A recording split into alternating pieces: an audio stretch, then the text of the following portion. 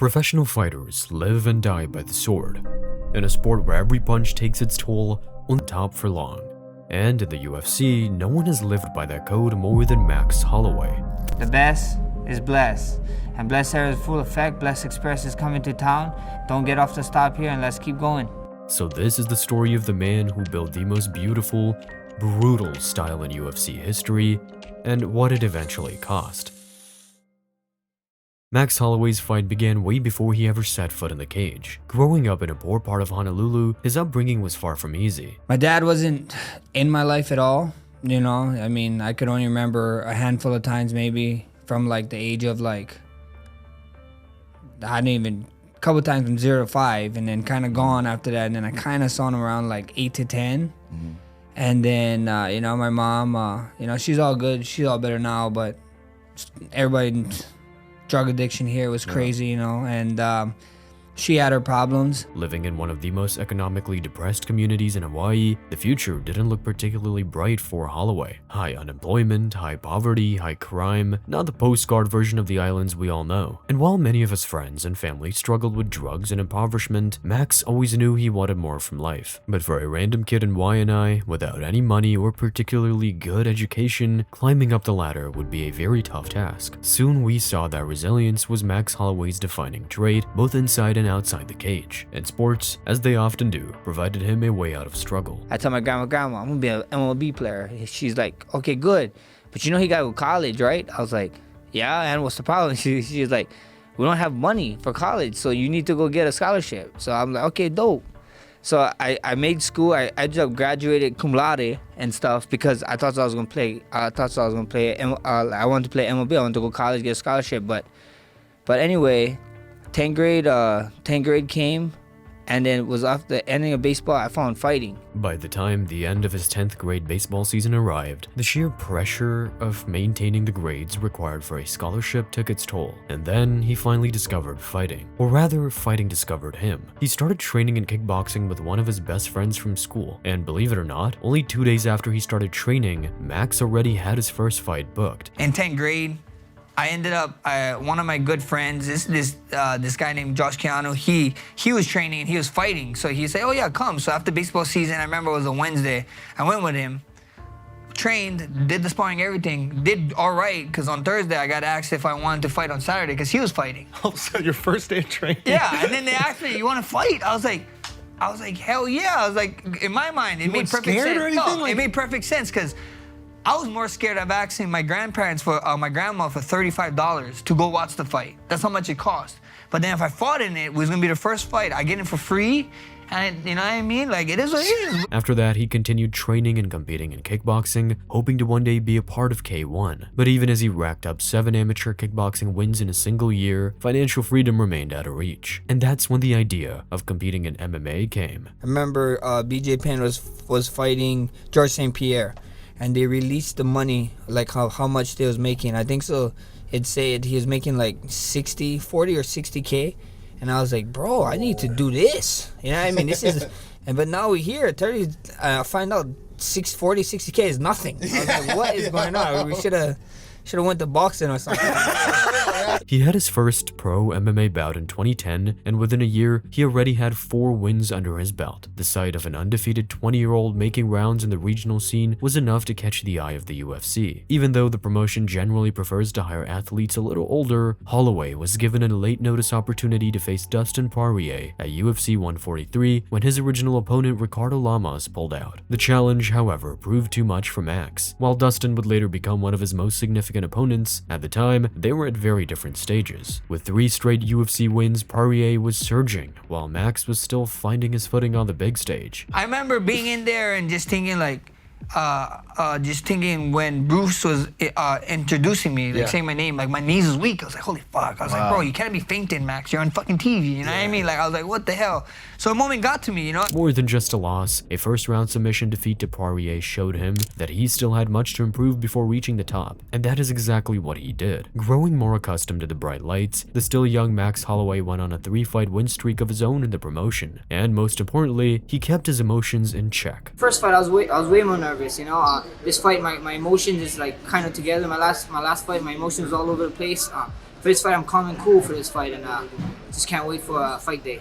The TKO win over Justin Lawrence officially put him on the map at featherweight, which meant by that time, competition would only get harder, and fans already could get a glimpse of his fighting style. He didn't have tremendous knockout power, nor elite grappling, but he had more than enough skill and endurance to outpace his opponents in the long run. And perhaps even more significant, he was always willing to take one, to give one, two, maybe three back. So much so that at just 21 years old, he already held the UFC record for most strikes per minute. It could have been the turning point in Max's career, but at UFC 160, he would once again go back to the losing bracket. This time, not due to his own mistakes, but a near unanimous bad call from the judges who awarded Dennis Bermudez the split decision. And it would be some time before he picked up a win, because up next came the most defining loss of his career. Up next, Holloway was set to face none other than Conor McGregor. But much like Max was a different fighter back then, so was Conor. In fact, that fight happened so early in each other's careers that it was the last time the Irishman wasn't at the main event of a UFC card. Neither of them was a star back then, just two up-and-comers looking to make it to the top. When they finally clashed, the bout was more competitive than history recalls. The first round and a half featured a well-contested stand-up fight, but while both fighters were landing, Conor had the clear power advantage. Still, Max was never truly rocked, which in itself is impressive because we've all seen what McGregor and his left hand went on to do in the following years. But after Conor tore his ACL in the middle of the second round, the fight shifted from a striking battle to a grappling one. In that fight, the funny moment was he took me down, I was on, and then I had him in half guard, and he was passing, and I had like his ankle, and right when he had passed, I like hit, and like that's how he hurt his knee in the fight. He hurt his knee, and he screamed, he went, ah! Like a hurtful scream. So like to me, yeah. So I'm like in there, I'm on the bottom holding him. I was like, "Oh, you okay?" He's like, "Yeah, keep fighting, mate. Keep fighting." No, he didn't. Even after the injury, McGregor managed to take down and dominate Holloway in the third round. He was awarded the unanimous decision win and went on to make history in the sport. But for Max, this was the most significant crossroads of his career. Having 3 wins and 3 losses at the lower level of the division didn't make many people think Holloway could ever become a champion. His main shtick was being the youngest fighter on the roster, but without the performances to back it up, that can get old just as fast as age itself. He was already on a 2-fight skid. 1 or 2 more losses could very well mean the end of the road for Max, and to prevent that, something had to change. Those 2 fights really meant a lot at that time in my career because it just made me like realize like how much I really gotta buckle down. I really had to do something. And something definitely changed. Max's run after that is one of the most impressive win streaks in UFC history. He bounced back with a second-round TKO against Will Chope in January of 2014, and after that, the wins simply never stopped coming. Even more impressively, the young fighter, who wasn't known for stopping power, began finishing rounds left and right. He had 10 fights from 2014 to 2016, and out of all these opponents, the only ones who got to even see a judge's decision were Jeremy Stephens, Ricardo Lamas, and Cole Miller. The rest of them, Charles Oliveira, Cub Swanson, and many more, all succumbed to Holloway before the final bell rang. It was around that time that Max also developed one of the most iconic moves in all of MMA. In the last 10 seconds of the round, he points to the middle of the octagon, throws all caution to the wind, and just goes to war. Even Ricardo Lamas, you beat him all the rounds, and you do your signature. Now, is that just like, it's your thing, and you're just like, I'm mad now, we're gonna fight? Or you're like, I'm gonna give you 10 seconds to see if you can knock me out. Come on, show me what you got. With Ricardo Lamas, it was more of an angry thing. Because if you watch the fight, Ricardo, like towards the ending of the fight, like I was moving and making him miss in the ending of the fight. And like he did this 3 times. He went like this one time, and I was thinking like, what are you doing? Like, now you want to fight? You know what I mean? I was thinking like, what? Now you want to fight? What's going on? And then the second time, he said something to me, and I was like, come on, this can't be real life. I'm thinking like, bro, I'm up, and this guy wasn't fighting this, like he wasn't acting like this in the second or first round, you know. And then the third time when he went like, come on, I was like, brother, oh my gosh, whatever. I'm gonna give you the opportunity to stay here then. Let's go, you know? It became his trademark move, and a perfect encapsulation of his fighting style. He doesn't really care if he gets hit, all he cares about is that he is right there throwing right back. And after that crazy win streak, the young fighter, who previously had 1 foot out the door, was now in talks for a title contention. Max Holloway, what a performance over Cub Swanson. A career-defining win, extends his winning streak to 6 in a row, and now he is very much in that contender status. However, the path to the belt wouldn't be so simple. By then, Conor McGregor was already at the top, but he had little to no interest in actually defending the belt. While Conor chased high-profile fights against Nate Diaz and then the 155-pound belt, the featherweight division was left rudderless. Things only began to look like they were back on track when the UFC booked an interim title fight between Aldo and Frankie Edgar at UFC 200. With Aldo as the interim champ, the division at least had some semblance of order. Still, the UFC seemed oddly comfortable keeping McGregor's champion status, even though he wasn't competing at 145 anymore. That was until UFC 206 nearly fell apart. Max was scheduled to face former lightweight champion Anthony Pettis in the co-main event. Meanwhile, the main event was supposed to have Daniel Cormier defending his light heavyweight title against Anthony Johnson. But when DC pulled out at the last minute, Dana White had no choice but to promote Holloway versus Pettis for an interim belt, stripping McGregor in the process and making Jose Aldo the undisputed champion. My focus is on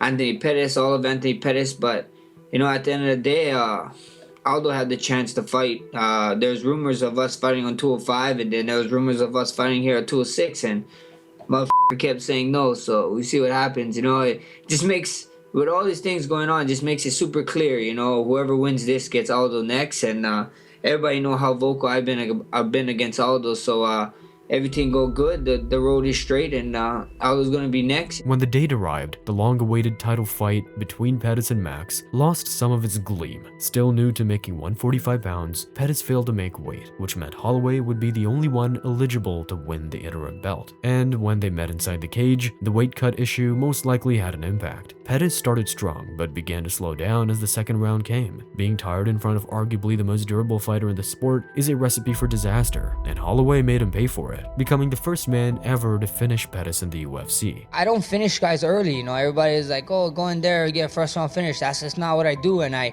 like to take people in deep waters. I like to let them think that they can compete with me, and then all my finishes is later in the rounds, and I already knew, once I saw him miss weight, I was like, it's gonna be a long night, my friend, and it sure was. Max Holloway had finally done it. Going from an often disregarded prospect to an interim champion was indeed no small feat, but it was the way he was doing it that felt special. It didn't matter if his opponents had more powerful punches, better BJJ, nothing. In the long run, none of them could outpace him. He was a champion, one fight away from becoming undisputed. He was in the big leagues now, and his road to greatness had only just begun.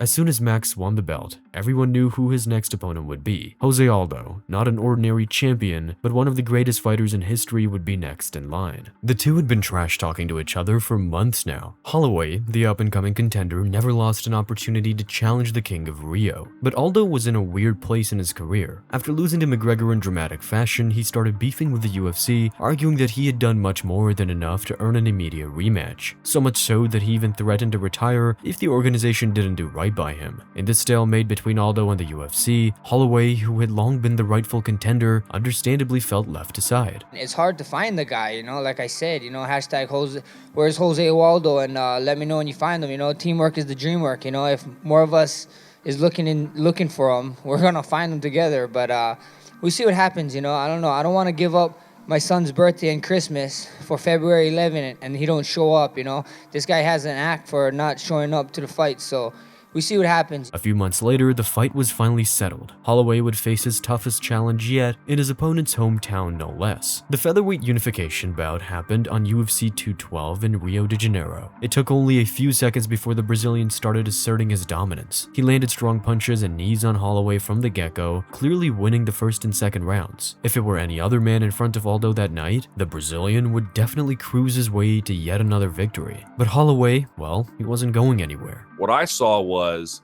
a spider slowly spinning a web, and it wasn't that big in the first round. Spinning the web in the second round, and it was bigger, and you could now not unsee it, but it wasn't enough to catch the prey. But by the third round, it was way too big. It was way too big, and the fly, or whatever, the bug analogy you want to use, got caught in it. That's how I look at it, to me, is that one insect was over there doing what it was doing, and the other one was just slowly spinning this web.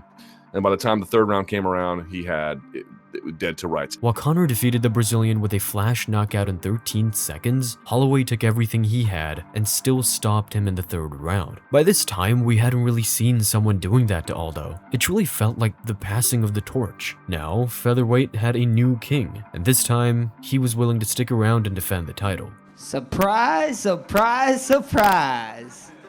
King Max is here, guys. Bless era. Welcome.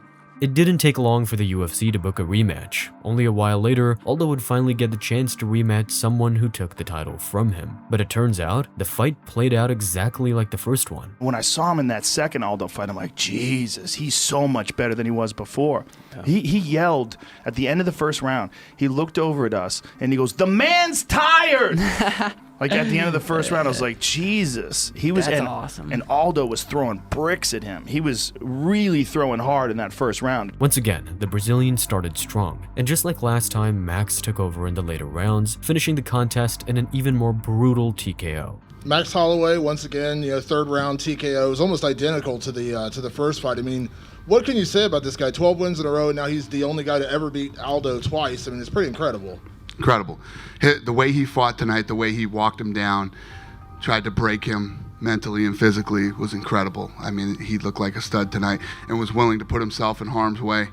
He got hit with some big shots that he didn't need to get hit with either, just to prove that he could walk through them. It was badass. As good as he looked in both fights, he still took a lot of punches to the head. Aldo racked up over 250 significant connections on Holloway across both fights. We've seen fighters weaponizing cardio and grit before, but Max took that game plan to a whole other level. But if in MMA, every strike is a debt, we'd soon get an early sign that the bill was coming due. The next few months were quite eventful for Holloway. He nearly got to face Khabib Nurmagomedov on short notice after Tony Ferguson pulled out, but was ultimately stopped by the commission from cutting the necessary weight. Moving back to 145, the next contender in line was Brian Ortega, an undefeated dangerous BJJ artist who posed a real threat. The contest was originally slated for UFC 226 in July 2018, but when fight week came, something seemed off. Well, Max, you say you feel great. And, don't be offended when I say this, but you look like you just got out of bed. Are you tired? What's going on? How's the weight cut? Are you drained? I mean, you look a little sleepy. I'm good, man. I'm good. A little bit tired. They got me doing a bunch of media stuff, but I'll be fine, man. I can't wait. I can't wait to go out there and do that. Good to know. As I say, no offense, but you just look like, you're ready to fall asleep on me there. He came across as drowsy, exhausted, and at times almost intoxicated in interviews. And it didn't take long before we all knew what happened. He was showing concussion-like symptoms before he even started his weight cut and was rushed to the ER on Monday, where they admitted him overnight. Initial scans seemed okay, and he was released Tuesday afternoon, but symptoms still continued. Max fought with his team to continue with the fight. He showed some improvement over the next day, but was still showing obvious symptoms. After open workouts, he crashed, and this is where it gets a little scary, Sean. After open workouts, he crashed and was very hard to wake up. When he did, he had flashing vision and slurred speech. He is now back in the ER for further tests. Pulling out due to an injury is one thing, but when it follows an emergency room visit for suspected brain trauma, the story takes on a darker weight. And while Max was still young, he already had dozens of fights under his belt. Perhaps even more worrisome, his fighting style left him more prone to taking damage, as he was among the most hit fighters in the sport. Concussions are no small matter. Careers have ended because of that. Just look at guys like Gary Goodridge or TJ Grant. So when he was rushed not once, but twice to the hospital, everyone feared for the worst. The bout was cancelled, and a few days later, Max was looking and sounding like his old self. We never got to find out exactly what happened to him. He later claimed he could have been poisoned by a contaminated substance. And we plan on suing somebody, so there's a bunch of stuff that I really can't talk about. That's why he's squirming back there. Okay. I probably shouldn't be talking about it too much, but that's what it is. It was something that I consumed, and like a supplement? I don't even know if I can tell you. But while we don't know if he was really concussed or not, what we do know is that his approach to brain damage changed considerably after this event. After a few months, the Ortega fight was finally happening. Following the ER scare, no one knew what version of Max we'd see in the octagon. And to the surprise of most, it turns out we saw one of his best ever performances. Max Holloway threw 196 significant strikes, and he landed 134 of them. You want to know how ridiculous that is? Let me give you a number for context here, if I may. For Max Holloway, he's never thrown volume like that. His total volume of strikes in the second Aldo fight was 174. What is the point here? Literally, that number, 134, is more than he's landed in any single fight in UFC history for himself, except for one. While Max's fights generally involve a feeling out period, that night he decided Ortega was gonna eat it. It was a masterful, complete domination from the opening bell. Holloway did not give up a single round to Brian Ortega, giving him the beating of a lifetime while at it. Believe it or not, he was so ahead in the fight that he even took the time to teach his opponent how to defend some punches. The Ortega thing, when you grab the hand and kind of teach him how to block. Yeah, I was just telling him, brother, you know, I don't know who your coach is, but this is where he belongs. And then I threw a punch. I was like, see? Alex, do you not know that? Bro. There's a moment where Max grabs his hand and places it here, and he's like, leave it there, so I don't keep punching you in the side of your head. Just like that, he had his second title defense. He was one of the best fighters in the world, and he perfectly embodied the new era of MMA. His stock was so high that he even went up a division to rematch Dustin Poirier for the interim lightweight belt. But perhaps that was too big a jump at the time. When he moved to 155, he looked scrawny when compared to Poirier, who had already been competing at that weight for a few years. And while he showed the same endurance and ability to take shots that we grew accustomed to, it was clear that Poirier's punches were affecting him a lot more than the other way around. You know, I have no injuries from the fight, bumps and bruises, of course. My hands hurt from hitting Max so much. He's so durable, so tough. He's a great champion. My left bicep hurts a little bit. I might need to get that checked out. I don't know if I pulled something, but other than that, I feel good. He went up a weight class, got hit harder than usual, and the punches were getting more of a reaction than usual. On paper, all that damage should be racking up, but in his return to featherweight against Frankie Edgar a few months later, it was like he never left. While the bout wasn't as explosive and action-packed as the Aldo and Ortega fights, Holloway still managed to outperform one of the most technical featherweights of his time. At 145, it seemed like he had the cardio, power, and will to beat everyone, but up next, Max would meet the biggest rival of his career. While all of that was happening, Alexander Volkanovski was making his way to the top. He was undefeated in the UFC and presented a real challenge for the champion. After all, Max had already dealt with the old guard of featherweight, dispatching Frankie Edgar and Jose Aldo. Much like himself, Volk embodied the new age of MMA. His last fight against Ortega, you know, he could have took way less damage, but he purely just loves the fight. Oh, sorry, I don't know if I can swear. He loves to fight, so, you know, that's just his style, but I just don't think that's a good, you know, that's not a good game plan against someone like me. They first met at UFC 245. Max came in as a heavy favorite, but right off the bat, fans could see that the challenger presented a real threat. Volk started off strong, landed kicks and using his deceptive reach to keep Max at bay. The Australian broke the record for most leg kicks landed in a fight that night, and that played a huge role in cutting down Holloway's best weapons, his pressure and volume. As usual, Max picked up the pace on the championship rounds, but Volkanovski's lead was already too large. It was Holloway's first loss at featherweight since the Conor McGregor fight. In a sense, Volkanovski's style was everything Holloway's wasn't. While still extremely technical, the Australian wasn't afraid to be methodical, and he had little interest in the old take one to give one back philosophy. He lost the belt, but this chapter was far from over. Listen, I have nothing but respect for Max Holloway and how tough and talented he is, and Volkanovski won that fight. I know you don't make matchups the night of, but obviously Holloway might be the best featherweight of all time. There were 248-47 scorecards. The fight was probably not that close, but would you consider an instant rematch for him? Rematch, Australia. All right, well, there we go. There you go. The rematch was quickly set in place only a short while later. Holloway and Volkanovski met once again at UFC 251, and Max seemed ready to settle the score. He made brilliant adjustments after losing the last fight. He narrowed his stance to neutralize Volkanovski's low kicks and came out on fire. Max dropped Volk with a head kick in the first round, and in the second, he scored another knockdown with an uppercut. But oddly enough, it was the Australian who gained steam as the fight went on. While Holloway decisively won the first two, the other 3 rounds were very close. Still, when the final bell rang, most people thought Max had done enough to reclaim his belt, but the judges had a different decision. These guys have fought twice now, 10 rounds, a total of 6 judges, and 5 of them say Volkanovski won. I saw something different.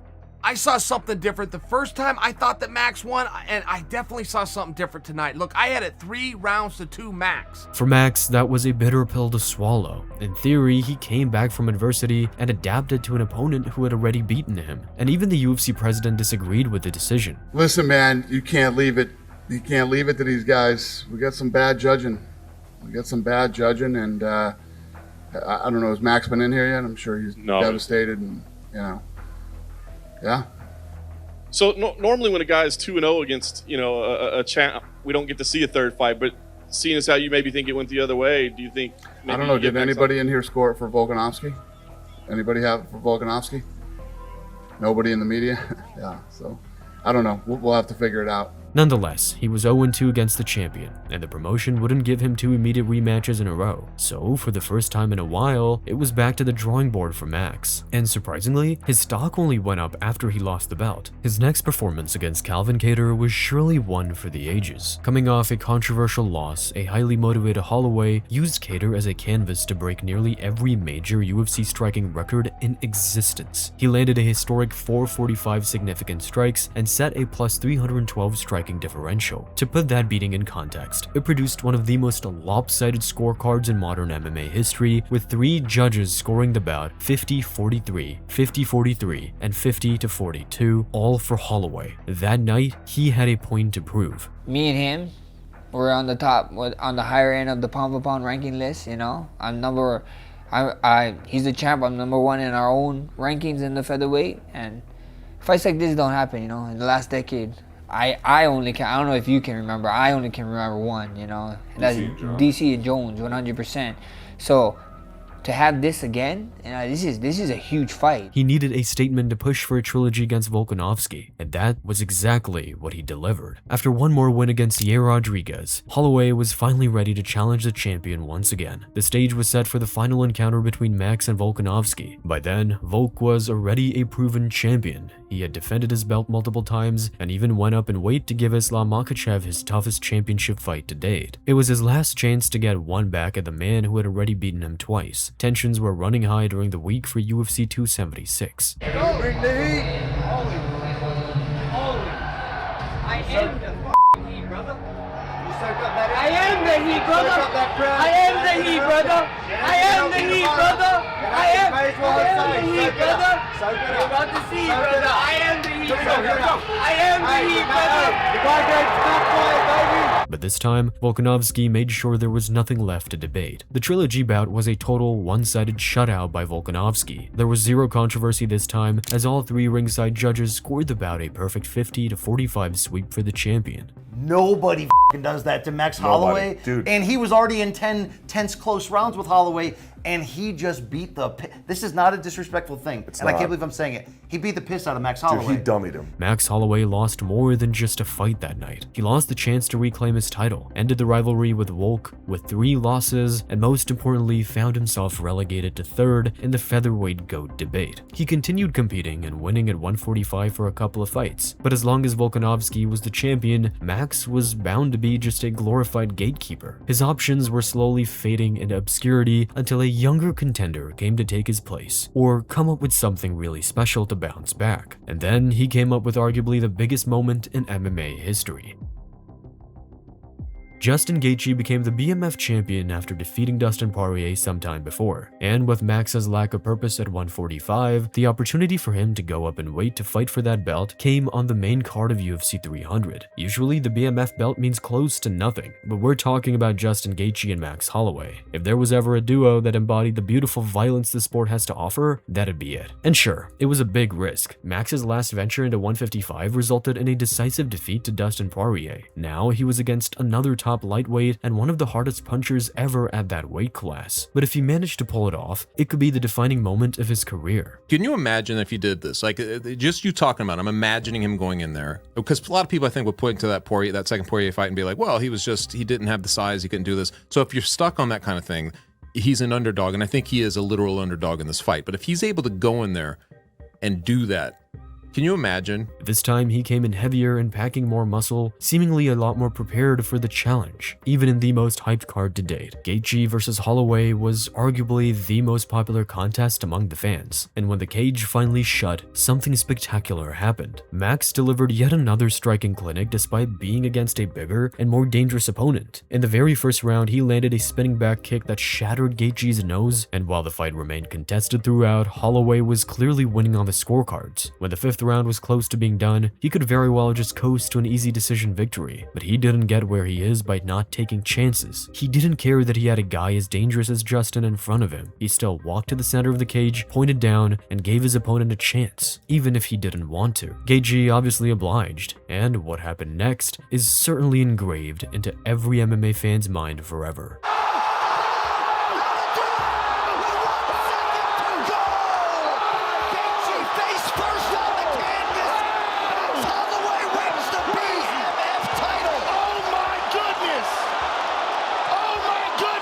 At the very last second of the final round, Holloway knocked Gaethje out cold. It went down in history as perhaps the most iconic moment ever in MMA.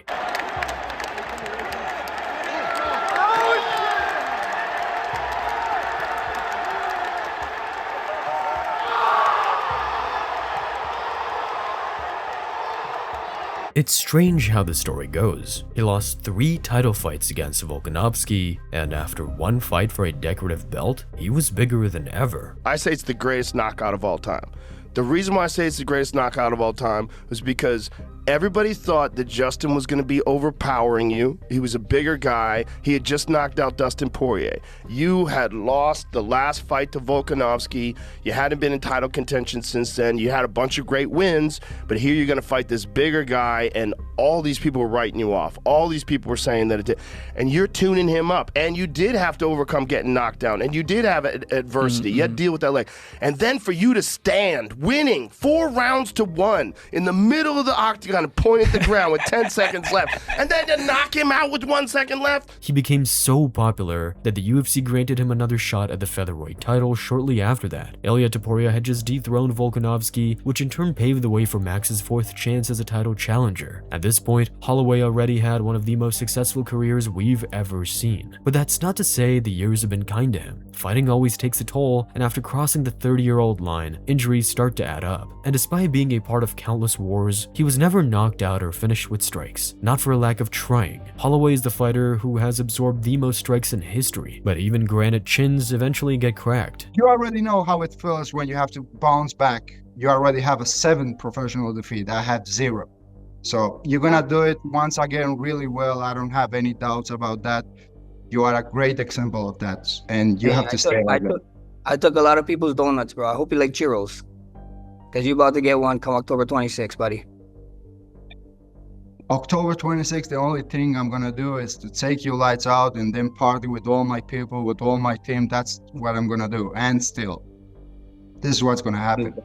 I don't need to believe. I first of all believe and then I see. So I don't have any doubts that I will be the first one to knock you out. Ilia Topuria was, by all means, a nightmare matchup. A striker with the kind of power and precision that featherweights had never truly seen before. And when the fight happened, he proved just how special he was. Max used his reach and volume to keep it competitive. By the end of the second round, the judges' official scorecards had completely split. One judge had it 20-18 Topuria, one had it 20-18 Holloway, and the third had it even at 19-19. But in the third round, Ilia cracked Max with a right hand and then finished the contest with a left hook. 34 fights, 15 years in the making, and the damage had finally caught up with Max Holloway. A lot of people thought I was up on the scorecards before that left hook from hell landed, you know? So I made the walk. I knew what I signed up for, and that's what happened, you know? Ilia was just a better man that night. That's just it, you know? He was a better man that night. It was his night, and, you know, hats off to him. Does it sting? Does it hurt? Of course. I'm a human. That's what humans do, you know, but it's trial by error.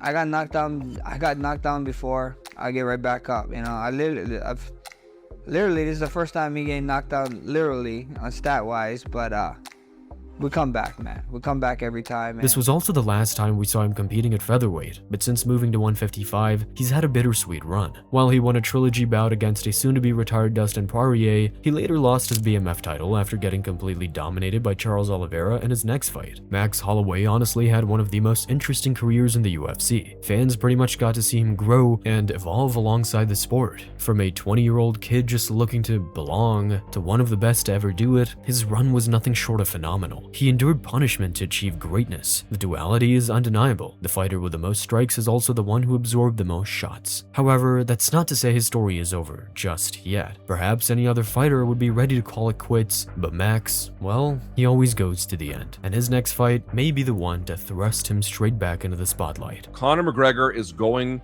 to return to the UFC. This will be in July for UFC 329, International Fight Week, July 11th in Las Vegas. He is going to be fighting for the second time, a rematch from many years ago when they were very different fighters. Max used his will and grit to achieve greatness. Meanwhile, Ilia Toporia's seemingly infinite self-belief led him to become one of the most dangerous fighters today. If you'd like to know more about El Matador, watch this video next.